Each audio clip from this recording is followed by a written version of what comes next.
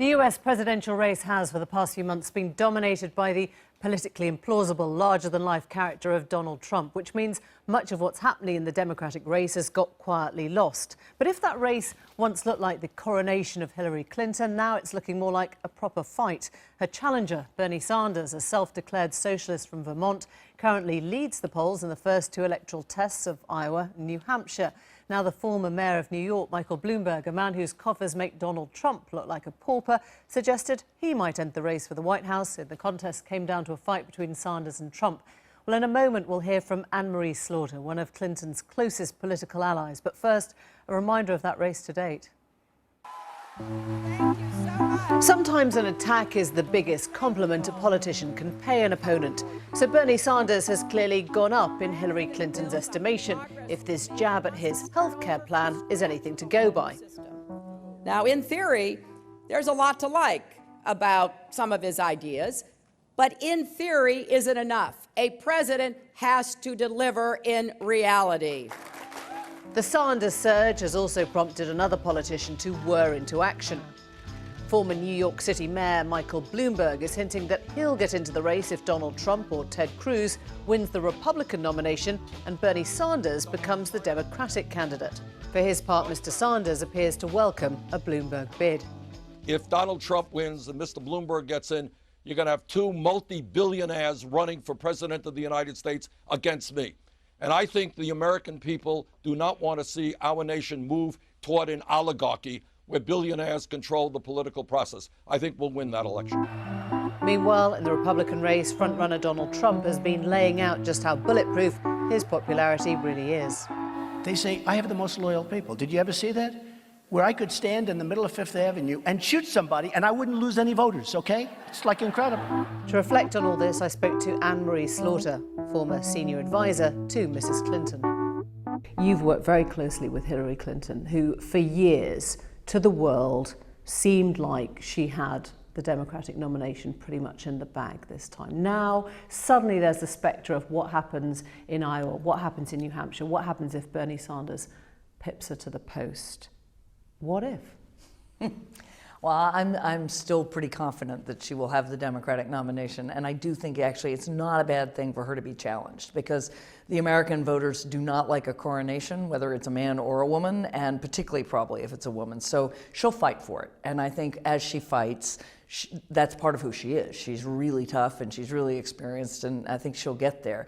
If she didn't, I, for one, look at this and think, I'm not sure we're going to have a woman president for 30 years. I mean, you can't get more qualified than she is. You know, of course, there's been lots of issues in her life. You can't be in the public eye for that long and not have lots of issues, but there are plenty of male politicians who have plenty of outright scandals that happen to them and they overcome them. So I do see some of this through a gender lens. I can't help it, because I'm looking at her and thinking, what on earth, what more could you want in a president? The interesting, if you like, dichotomy is that she should be the groundbreaking candidate, the first woman. Exactly. And she doesn't seem like the groundbreaking candidate because America feels that they know her almost too well. She feels like the establishment to many people. Well, I do think that's part of it, that this, and we saw that with Obama too, right? This disgust with the system, rightly in many ways, because the system is broken, has yes, cast her as the establishment. But I also think it's because younger women don't realize how revolutionary it is to have a woman being taken seriously as a presidential candidate. Did you see President Obama's recent comments that he thinks Hillary Clinton's got unfair scrutiny and that he even regrets the tone of the battle that they had in 2008? I wonder what you make of that. Good for him. I did not see that, but I was furious with him back when he said, "You're likable enough, Hillary." I was just furious. You know, I did think he patronized her in the 2008 election, and it was one of the things I wanted him to, but in the end I supported her in part because, not just him, but she was, I thought, treated in a very sexist way in the 2008 election, and I'm good for him for saying that now. When you look at the race, the suggestion that Bloomberg might come into it, could you see that? Is that a good move as an independent? Well, I have to say, I look at this and I think, wait a minute, so we're going to have a race between two white male billionaires? Really? I mean, It's like that's what American politics has come down to. I don't know whether he'll do it. I don't think he should. But and I have to say here, I run a nonpartisan organization. This is not a professional view, but I don't think it would be good for American politics to have a kind of very wealthy white knight ride to the rescue because a woman, that she can't win.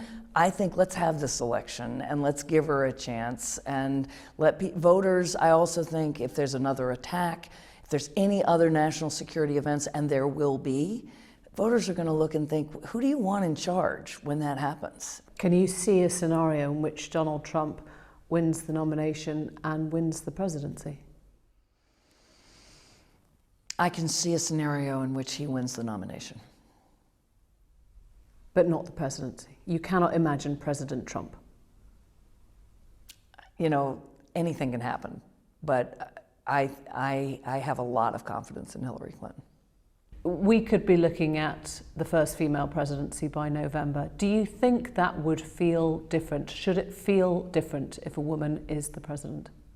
I do think it will feel different. I think it will feel enormously different. I mean, we can say women have gotten there, but in fact, in the corridors of power, and let's face it, the Oval Office is the ultimate seat of power, certainly in the United States and in many ways in the world.